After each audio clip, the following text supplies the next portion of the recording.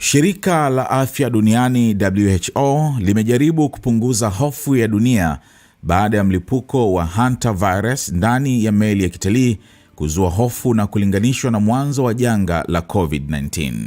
Hofu hiyo imeanza mapema wiki hii baada ya baadhi ya abiria waliokuwa ndani ya meli iliyokuwa ikisafiri katika bahari ya Atlantic kuonesha dalili zinazohusishwa na aina adimu ya hantavirus inayojulikana kama Andes virus. Mamlaka za afya baadaye zilithibitisha takriban visa 5 ndani ya meli hiyo, jambo lililosababisha hatua za dharura za kudhibiti maambukizi pamoja na ushirikiano wa kimataifa kati ya serikali mbalimbali. Kwa mujibu wa taarifa hizo, meli hiyo ilikataliwa kuingia katika baadhi ya bandari kutokana na hofu ya maambukizi kabla ya kuelekezwa katika visiwa vya Kanari baada ya Uhispania kukubali kuipokea kufuatia mazungumzo na WHO. Tukio hilo lilisababisha hofu kubwa mtandaoni, huku watu wengi wakijiuliza kama dunia inaweza kuwa inakabiliwa na janga jingine kama la COVID-19.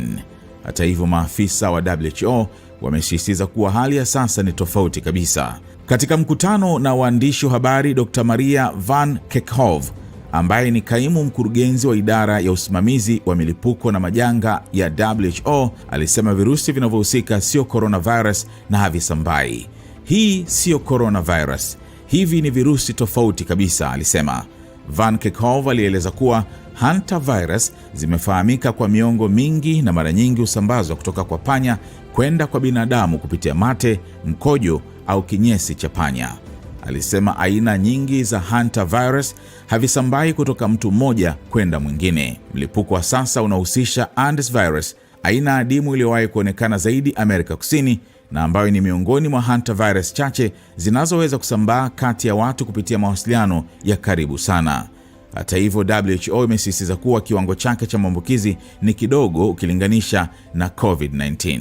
Aliongeza kuwa visa vilivyothibitishwa hadi sasa vipo ndani ya meli hiyo pekee na hatua za tahadhari tayari zimeanza kuchukuliwa kuzuia maambukizi zaidi. Kwa upande wake, mkurugenzi mkuu wa WHO Tedros Adhanom Ghebreyesus pia alizungumzia hali hiyo na kuonya kuwa visa vingine vinaweza kuendelea kuripotiwa kwa sababu kipindi cha virusi hivyo kujitokeza mwilini kinaweza kufikia wiki 6.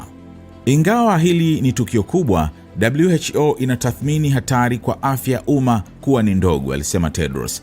Kwa mujibu wa WHO, vipaumbele vya sasa ni kuhakikisha wagonjwa wanapata matibabu, kuwalinda abiria na wafanyakazi wengine wa meli hiyo, pamoja na kuzuia virusi kusambaa nje ya meli. Tedros pia alidai kuwa alimwomba waziri mkuu wa Hispania Pedro Sanchez kuiruhusu meli hiyo kuingia nchini humo. Alishukuru Hispania kwa kile alichokiita kitendo cha mshikamano na uwajibikaji wa kibinadamu. WHO pia imesisitiza kuwa hatari kwa wakazi wa visiwa vya Kanari bado ni ndogo, huku mamlaka za Hispania zikiendelea kujiandaa kwa hatua za karantini na huduma za afya kabla ya kuwasili kwa meli hiyo. Tukio hili limeonyesha tena namna kumbukumbu za janga la COVID-19 zinavyoendelea kuathiri namna dunia inavyopokea taarifa za milipuko ya magonjwa, hata pale hali za kisayansi zinapokuwa tofauti kabisa. This is not coronavirus. This is a very different virus. We know this virus. Hantaviruses have been around for quite a while. There's a lot of detail that we know. I'm going to ask Anais to come in and say this, but I want to be unequivocal here. This is not SARS-CoV-2. This is not the start of a COVID pandemic. This is an outbreak that we see on a ship. There's a confined area. We have 5 confirmed cases so far. We completely understand why these questions are coming, and we are trying to provide all of the information that we can. That's why we're having a press conference here to give accurate information, and we're grateful for all of those out there who are asking these types of questions. But this is not the same situation we were in 6 years ago. It doesn't spread the same way like coronaviruses do. It's very different. It's that close, intimate contact that we've seen. And most hantaviruses don't transmit between people at all. Most hantaviruses are transmitted from rodents or their feces or their saliva in their droppings to people. And only this one particular virus, the Andes virus, which has been identified here, we've seen some human-to-human transmission.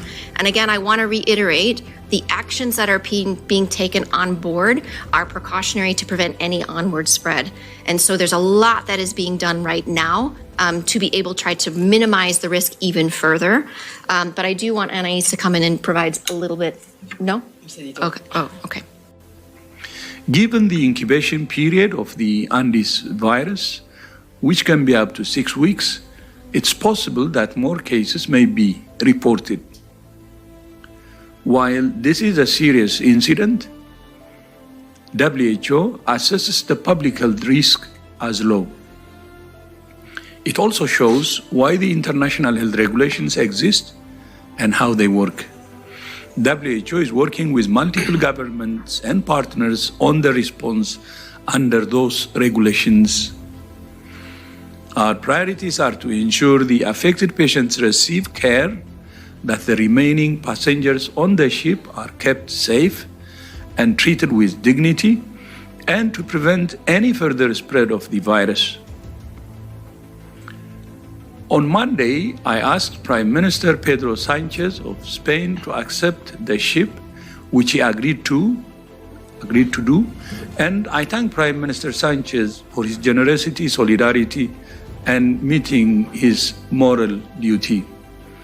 The ship is now sailing for the Canary Islands, and we're confident in the capacity of Spain to manage this risk, and we're supporting them to do so. Once again, we assess the risk to the people of the Canary Islands as low.